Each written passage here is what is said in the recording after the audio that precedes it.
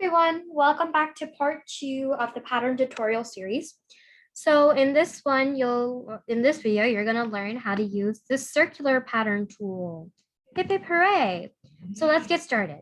I'm on my original document. I renamed it pattern tutorial because I got lazy with creating too many documents. And since it was for the same purpose, like similar purposes anyways, I decided to create different part studios instead. So before I start by doing anything, I love colors. So what I'm gonna do is I'm actually gonna make my linear pattern tool a different color. So how I'm gonna do that is I'm gonna right click on part 1 and I'm going to go to edit color, edit appearance, sorry. And I'm gonna make it this nice purple.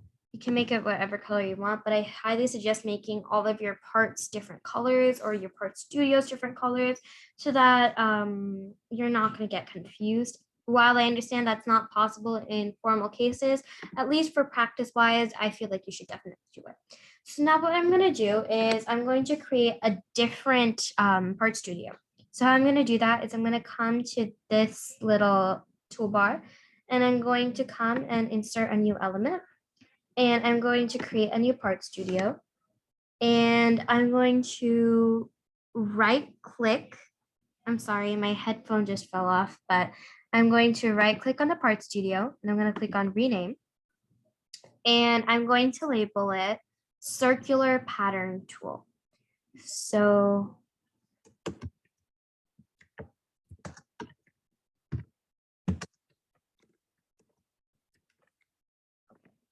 now what I'm going to do is I'm going to make a circular pattern tool. So I'm wondering if you guys have ever seen that pencil sharpener plate thing. Hold on. Old school pencil sharpener. I remember these so well.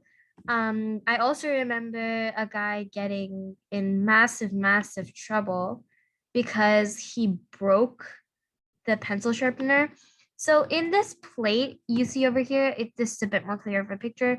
So in this plate, you see these holes, right? They have repetitive holes. Of course, they're not all the same size, but we can change that. We can make it, but the base shape is just a flat circle with an indentation in the center, like an indentation in the center with this nice little big dip here and with multiple circles of different sizes, right? So that's a basic pencil sharpener. Now, I'm not going to make something this intricate for the sake of just teaching you guys how to make this video, but if you guys want me to make this pencil sharpener plate over here, you guys can tell me in the comments. But for the sake of this video, I'm going to make a much more simplistic version of this. I'm just going to make a cylinder with a bunch of holes in them, with which them all being equidistant, right? So how I'm going to do that is I'm first going to come to my right plane actually, since it's on sort of another plane that it's not flat, it's sort of upwards.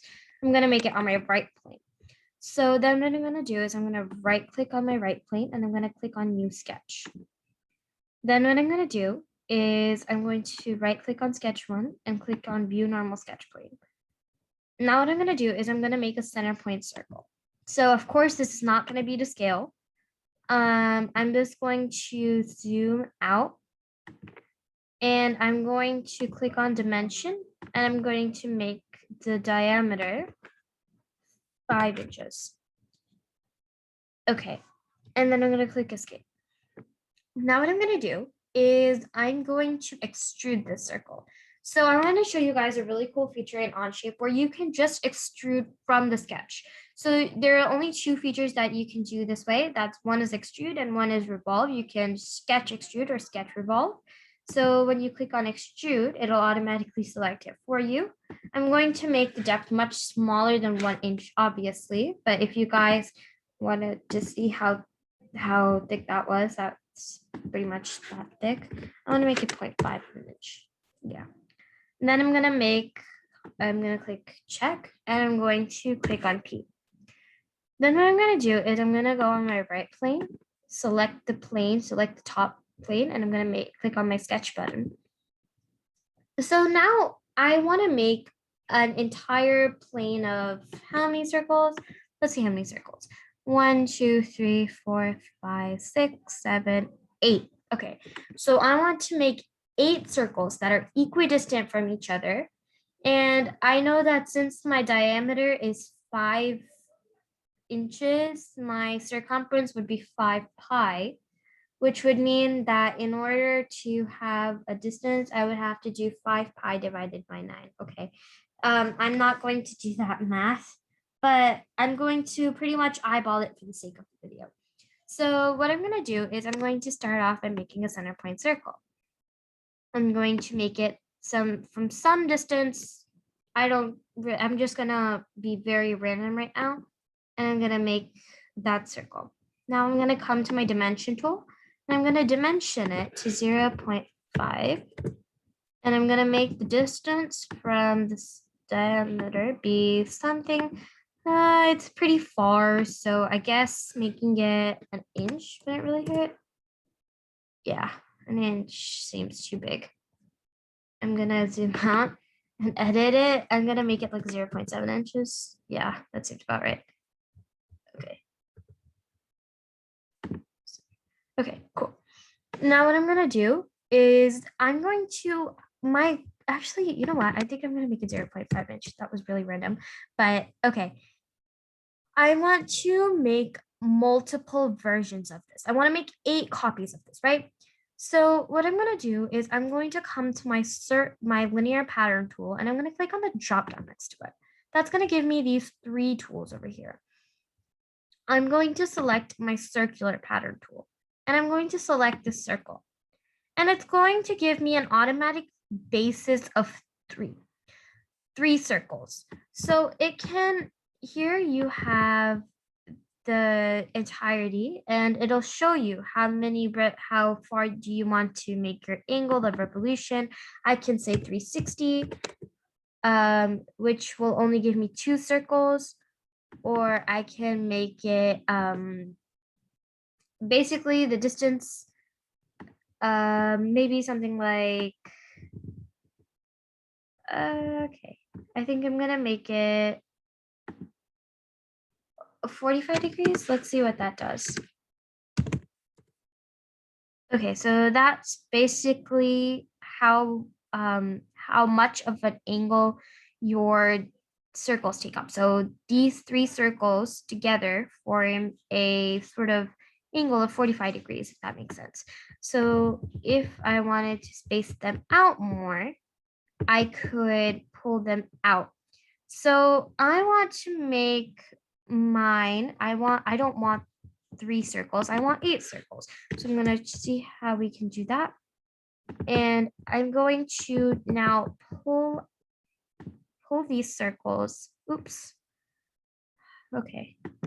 So I can edit these circles. Maybe I want to make it something like 290 degrees. Let's see what that does.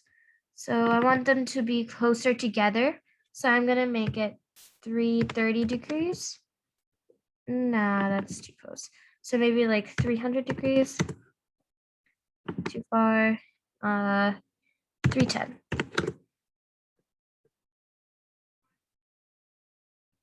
310.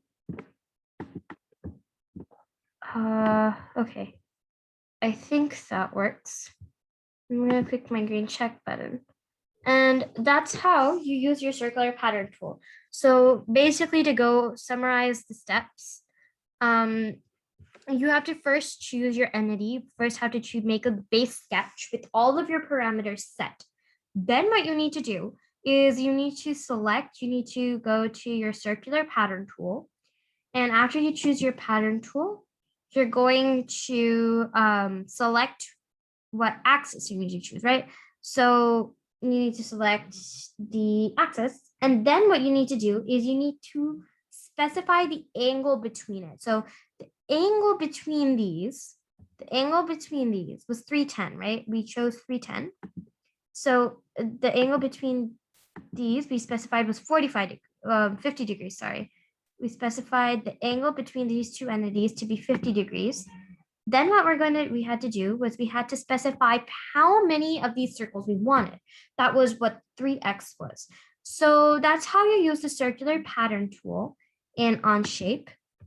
If you guys have any questions, as always, please do put them down in the comments, or please email me with the email I've provided you guys in the description.